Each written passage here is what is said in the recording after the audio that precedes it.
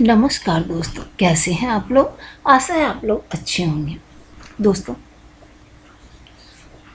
बहुत अजीब सा टाइम चल रहा है। कोरोना के नए नए वायरस दिख रहे हैं, इसलिए प्लीज़ आप लोग घर में रहिए और सुरक्षित रहिए। दोस्तों, आज की कहानी है पारस मणि। लंबा कद, सौड़ाम्बा लिए, गौरवर्ण और तरासे हुए नैन नक्श उसे उस पर गीत संगीत, पाक कला, श्रृंगार कला और अन्य घरेलू कार्यों में अद्भुत कौशल लगता था। ईश्वर ने बड़ी फुर्सत में उसके रूप गुण भरे थे। सिम्मी बड़ी बूढ़ी औरतों और सखियों से सुनते सुनते खुद भी यकीन करने लगी थी तो उसे तो कोई परियों का राजकुमार मांग कर ले जाएगा। ब्याह कर अपने घर आई तो अविचल में अपने रूप में, सम्मोहन में मंत्रमुग्ध, खुद पर जान छिड़कने वाला सपनों का राजकुमार जैसे कुछ भी न पाया। उसमें कितनी पिपासा थी, अविचल में उतनी ही निर्लिप्त। वो अल्लड़ किशोरी की उन्मुक्त उमंगों की जीवंतता थी। तो अविचल अपने माता पिता के देहांत के बाद छोटी आयु से ही परिवार की जिम्मेदारियां संभालते हुए एक धीरे गंभीर सांचे में ढली शालीनता और कर्तव्य निष्ठता की प्रतिमूर्ति थी। 3 बहनों की शादी करने और भाई को हॉस्टल में डालने के बाद उन्होंने शादी की थी। अविचल गणित की ट्यूशन पढ़ाते थे। 1 घंटा वे गरीब बच्चों को मुफ्त में पढ़ाने के लिए भी देते थे। बहुत से रिश्तेदार शहरों में रहते थे। किसी की कोई भी कमी हो, अविचल कभी मना नहीं करते थे। और दूध वाले का बेटा भी बीमार हो या सब्जी वाले का बेटा स्कूल में प्रवेश कराना हो, अविचल हमेशा तत्पर रहते थे। लोगों की नज़र में वो देवता थे, पर नेहा की नज़र में वो बेचारा भला आदमी जिसकी को सब लाभ उठा या करते हैं। शादी के बाद कुछ समय तक तो उसे प्यार का स्वभाव चखने को तो मिलता ही है। जो सागर है वो उसका ज्वार की तरह होता है, जो तन मन और आत्मा तक को भिगो देता है। जो उन्माद की तरफ चढ़ता है तो धरती अंतरिक्ष लगने लगता है। सखियों के कहे ये वाक्य सिम्मी के दिल में कील की तरह चुभते रहे। उसे प्यार की प्यास में वो खूब मन लगाकर तैयार होती कि कभी तो उसका अद्वितीय रूप अविचल की जुबान को प्रशंसा करने को विवश कर दे। अक्सर रात में कोई रोमांटिक गीत लगाकर उस पर थिरकने लगती या कोई गीत गुनगुनाने लगती, तो कभी तो उन गुणों की तारीफ से वे चंद शब्द सुनने को मिल जाएं जिनके कारण लोग उसकी तुलना अप्सराओं से किया करते थे।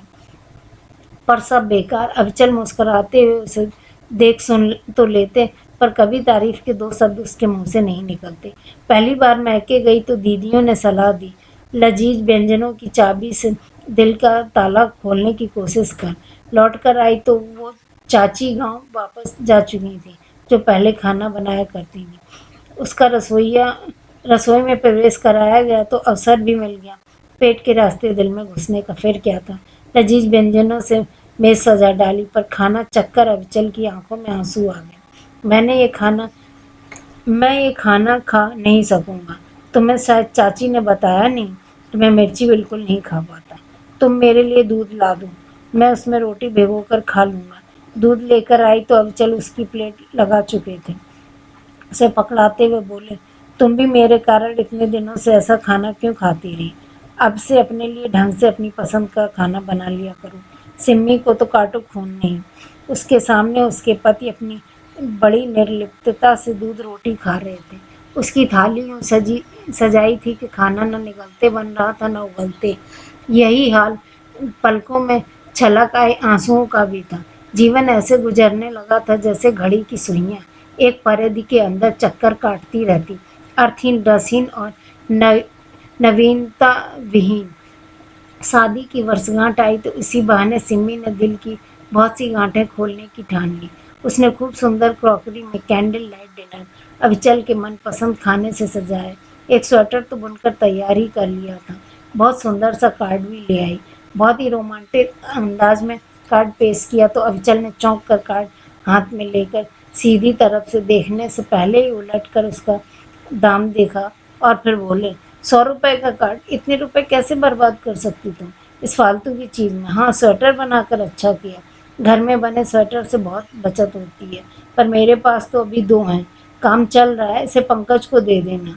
वैसे भी हॉस्टल में रहने वाले बच्चों को सुंदर चीज़ें पहनने का बड़ा शौक होता है। सिम्मी की पलकें छलछला उठीं। उसने सोचा अब मैं सबके लिए बुनूंगी, पर उसके लिए कभी नहीं बुनूंगी। इस आदमी के सीने में दिल की जगह एक पत्थर रखा हुआ है, उसमें जगह बनाने की कोशिश ही व्यर्थ है। वो अपना सपनीला प्यार अविचल के दिल में, उसकी जुबां पर, उसकी आंखों में अपने लिए पिपासा, अपना महत्व या अपने बिना न जी सकने की लाचारगी देखने सुनने की चाह एक कसक थी। ये चाह कर पहले निराशा, फिर आक्रोश, फिर कटुक्तियों में बदलती जा रही थी। असंख्यात ऊर्जा खींच और चिड़चिड़ेपन के रूप में बाहर आने लगी थी। किसी नवागत के स्पंदन से तन मन को पुलक से भर दिया था। डॉक्टर ने उसकी रिपोर्ट्स देखकर उसके एनीमिक बताते हुए खान पान की एक लंबी सूची पकड़ाई, तो अफजल ने ये जिम्मेदारी खुद पर ले ली। वे नियम से फल सब्जी दूध आदि लाते, दही जमाते और उसे हर चीज़ जबरदस्ती खिलाते। रसोई में जाते तो सिम्मी को उबकाई आने लगती, तो अफजल ने कह दिया था कि वो केवल इतनी मेहनत कर ले कि खुद ठीक से खा सके, इसलिए तो बस एक चटपटी सब्जी और रोटियां किसी तरह बना लेती। अविचल के लिए अलग से सादी सब्जी बन ही नहीं पाती थी। वे कुछ कहते भी नहीं, सलाद तो खुद ही बना लेते थे। दूध रोटी और के दाल रोटी या नमकीन चावल खा लेते, पर सिम्मी का पूरा ध्यान अपने सामने ऐसे सख्ती से खिलाते जैसे वो उनकी विद्यार्थी हो। अगर थोड़े प्यार से खाने के लिए कहते तो यही लम्हे इतने रोमांटिक हो सकते थे। सोचकर सिम्मी अक्सर इसे पाषाण हृदय से सपाट अंदाज पर कुड़ जाती थी। समय के चक्र ने सिम्मी की गोद में बेटे का उपहार डाला। उसके आगमन और मुंडन के उत्सव बहुत सादगी से के साथ संपन्न हुए। न कोई पार्टी, न धूम धड़ाका। अविचल की सारी बहनें आती और मिलकर घर में ही खाना बनाकर रिश्तेदारों को दावत दे दी जाती। अपने लिए किसी मनोरंजन पर खर्च न करने की टीस तो सिम्मी बर्दाश्त कर जाती, पर बेटे के लिए पार्टी न होने की तिलमिलाहट अक्सर व्यंग बनकर जुबां पर आ जाती थी। कुछ बच्चे की व्यस्तता और कुछ अविचल के स्थित पर साधुओं के से रवैये से पनपी खीज ने सिम्मी को इतना आलसी बना दिया था कि उसने खान पान के रवैयों को ऐसे ही चलने दिया। नंदा आती जाती रहती। उन्होंने भाई की ऐसी उपेक्षा देखी तो ऐसी बहुत सी सादी साग सब्जियां, सलाद और सूप आदि की विधियां बताई, तो अविचल को बहुत पसंद थे। पर इतना समय लगाकर बनने वाले इतने स्वादहीन पकवानों को काटने बनाने में सिम्मी की बिल्कुल दिलचस्पी न थी। वे सोचती थी ऐसे पत्थर दिल के लिए मेहनत करने का क्या फ़ायदा। न बुरा लगा, न कुछ अच्छा बना दो, न तारीफ ही करते, न ही बनाने पर शिकायत की कभी। न जाने कोई एहसास है भी इनके भीतर या नहीं। दोस्तों, आप लोगों को ये कहानी कैसी लगी? अगर आप लोगों को ये कहानी अच्छी लगी हो तो प्लीज़ लाइक कीजिए, सब्सक्राइब कीजिए और सपोर्ट कीजिए। धन्यवाद।